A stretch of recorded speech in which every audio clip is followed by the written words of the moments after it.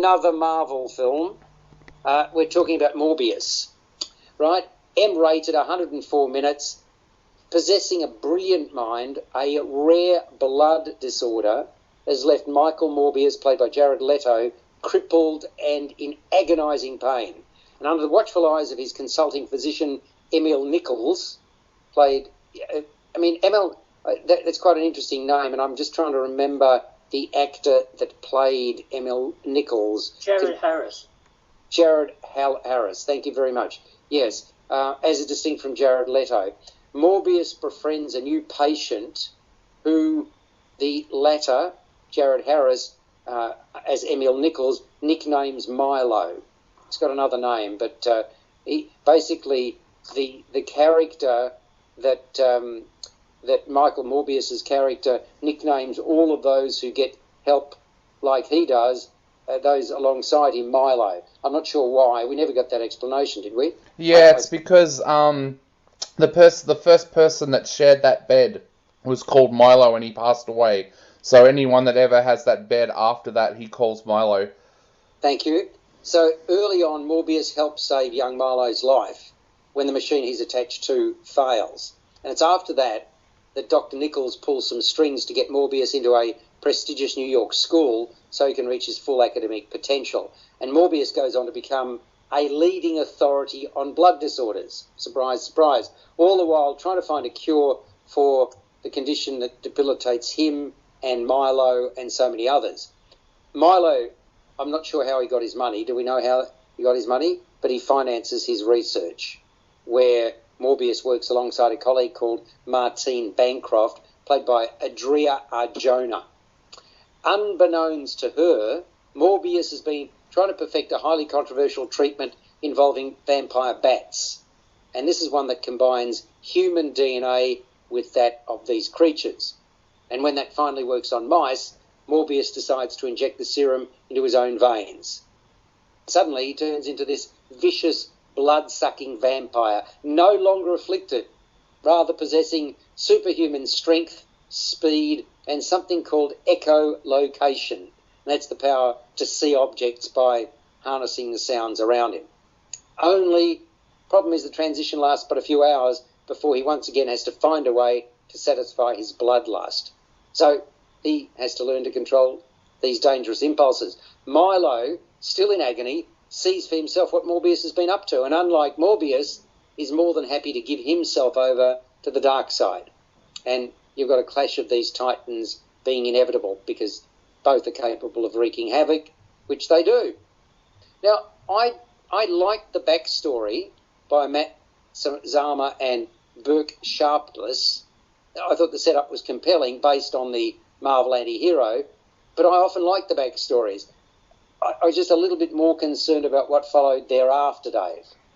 Yeah, it's an interesting one. Sony, with their side of the Marvel Universe, seem to love taking these villains from the Spider-Man universe and making them heroes. They, of course, did it with Venom, and now they're doing it with Morbius. And I'm with you. I went into this film not expecting a big epic Marvel film because it was an origin story. And in the past, we've seen with Iron Man, Captain America, the Hulk, normally origin stories are pretty bland films that are just there to set everything up that's going to come for the future. But I'm with you. I thought it set up brilliantly Morbius as a character, what happened to him, and then it just went into that same territory as Venom 2, where it was a boring kind of battle between two people that you stopped caring about because it just became very, very bland.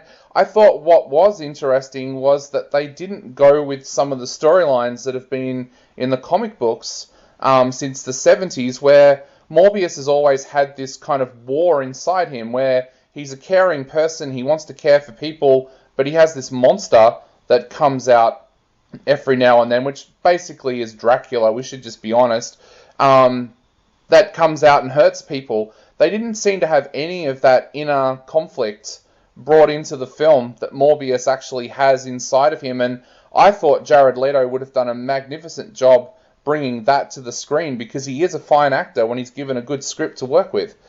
Yeah, look, I think there were elements there because obviously his partner, his love interest, etc., was there trying to dampen that component, but they could have played that up more, couldn't they, Greg? They could have, but didn't care much about the characters here. I thought that the way that Morbius wrestled with his inner nature and trying to keep those demons at bay was a lot too much like Venom, but this is like Venom without any humour.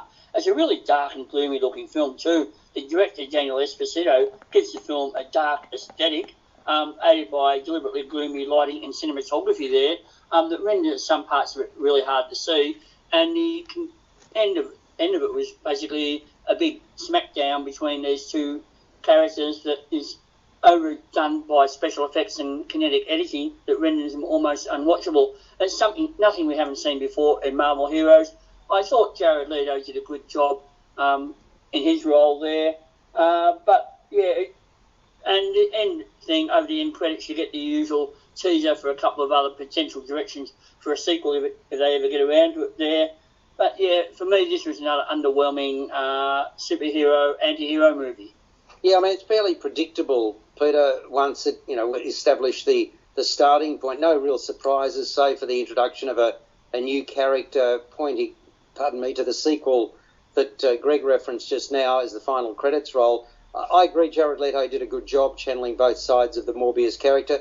I thought Adria Arjona, pleasant, likeable as his admiring colleague and love interest. Matt Smith, he had no real trouble adopting the persona of the crazed villain. The makeup, the visualisations to create the hideous personas, they were highly evocative. I thought they were pretty good. I thought it was a CGI-driven retread of Venom and some of the other anti-superhero type films.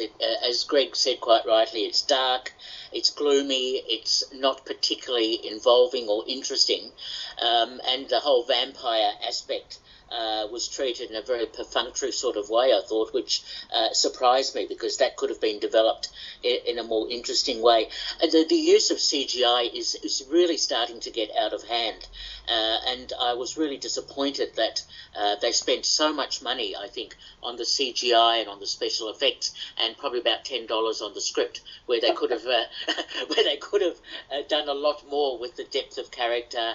And look, Jared Leto was okay, but he was not given a particularly interesting or gripping role to begin with because it was so obvious and derivative. So I found it a very disappointing film. Well, look, I was engaged to a point, but I could have done with a lot more twists in plot and to really maintain greater involvement in what I was seeing. And that's the whole idea when you're watching a movie. That's what you want. So let's get some scores. Peter, start with you. 4 out of 10. Wow. Okay. Greg? I'm on a 4 as well. Oh, okay. And Dave? I'm going 6. It could have been better, though. Yeah, I'm giving it 6.5. So, yeah, fair enough. I think we all agree. It's a pity because there's sort of, you have expectations when you go in to see a superhero movie, and sometimes